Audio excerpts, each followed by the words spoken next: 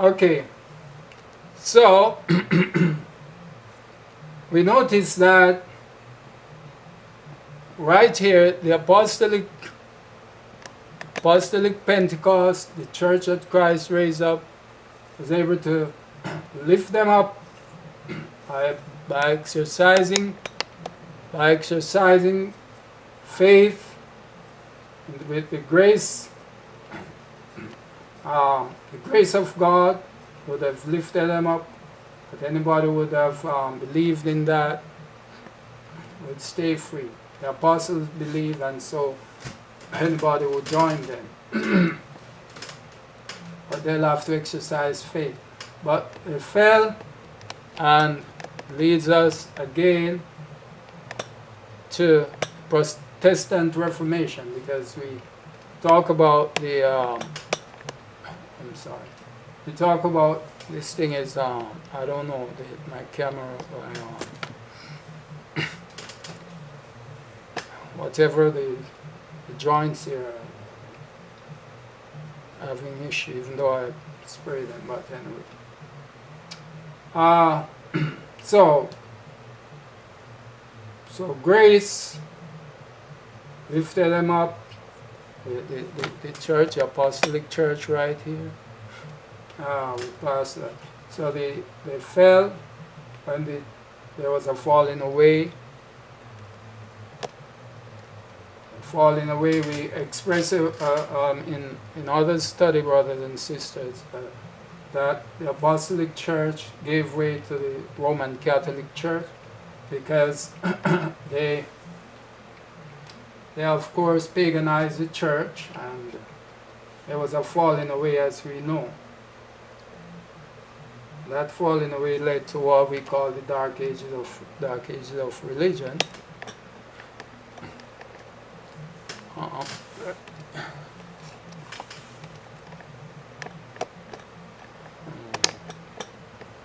The Dark Ages of religion. During that Dark Ages of religion, we know that they were elevated. Grace found them, and again grace exercised itself, lift them up. This particular Reformation, brothers and sisters,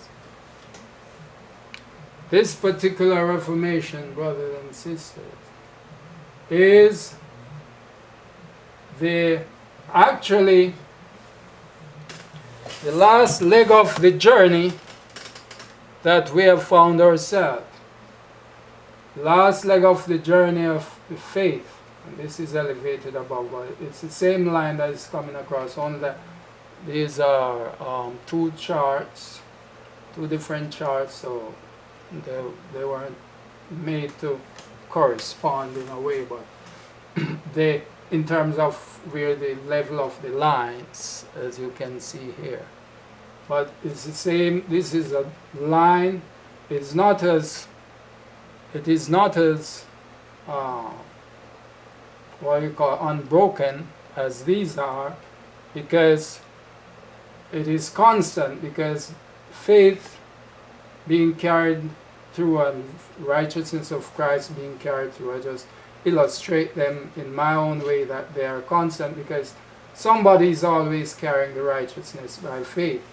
Grace is what I've illustrated to have carried the broken line, and that is why I've shown that broken by falling back into sin. Alright? However, as I'm illustrating here, is that right here, this Protestant Reformation, brothers and sisters, is the last leg of the journey before the second coming of Christ. So there are quite a profound occurrence in our time in this particular section. And I'm going to zoom in from time to time to show you the details. But I want you to see the big picture. This chart, brothers and sisters, that grace that was continually going down and lifting up, and we have discovered in our period, brothers and sisters, that it came to an end, or it waned, it phased out. It phased out, and faith is what is left to take us over the border, brothers and sisters. Something has changed. So we are living in a very, very crucial time where it's like a repeat. What this is resembling, as a resemblance of, is the border of the kingdom right here in Kadesh. Because you're going to see, we're going to illustrate that 430 years right down here, as we have shown it before. 430 years given the sojourn of the children of Israel. It is 400 plus 30 years that you will gather from studying this to get the total. With ancient Israel, I want to tell you or let you understand that the same thing repeats itself in this time, in the I don't have to be that big, I guess you can see that, in the time of modern Israel. We have 430, but it is divided in 390 plus 40. Brothers and sisters, this, we will get to that number a little later.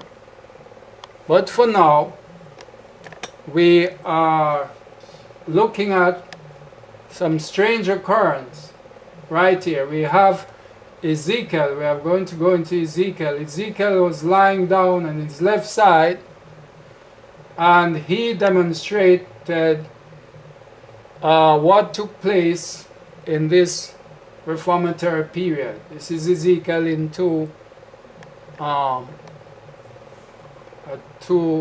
stages of the Reformation, brothers and sisters. If you have never studied Ezekiel chapter 4, you are in for a special treat of prophetic occurrences as it relates to our time we are living in. So Ezekiel was lying down on his left side. He was told to besiege the city Jerusalem, and then he lied down for 390 days, which is 390 years, and then 40. And that is what we have seen. This number corresponds with Abraham's number, the children of Israel, so it's talking about it. So what we are going to find out, brothers and sisters, there's a special way of identifying God's people, Israel of today. Because all the promises that was made to Israel of ancient Israel will be fulfilled. Those that were not fulfilled with ancient Israel, God will not take them back. His word will not return to him void, brothers and sisters. His intention was for Israel to swell and take and influence the whole world with the message. He has not chosen them, the special people, to act the way the Pharisees and the Sadducees acted, as they are better than others.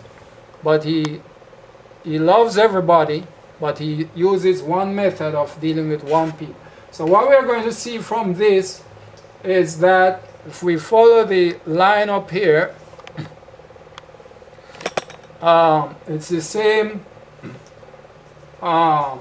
prophetic timeline Ezekiel series. It's the same line coming from that chart, coming from all the way from Adam. And what we have seen here, as we have discussed, this is the New Testament here.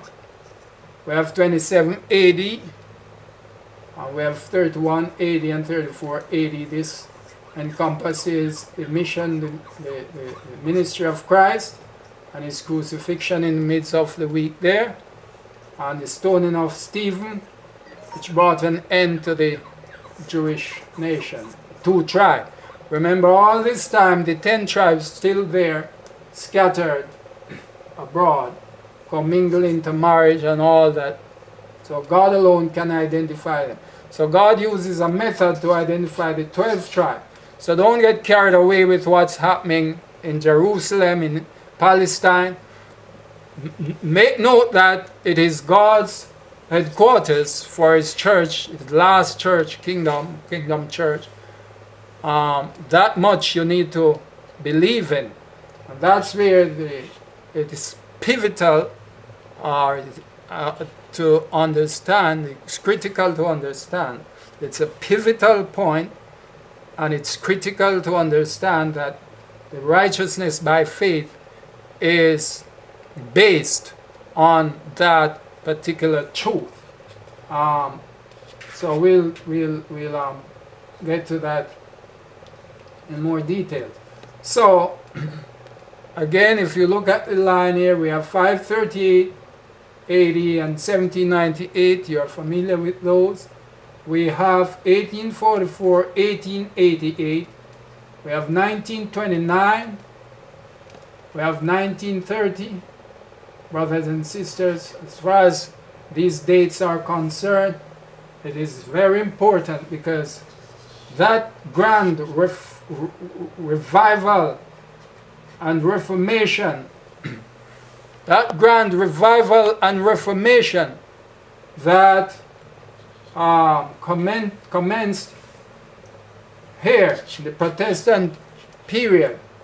We are still in that period. We are still in that program, and we notice that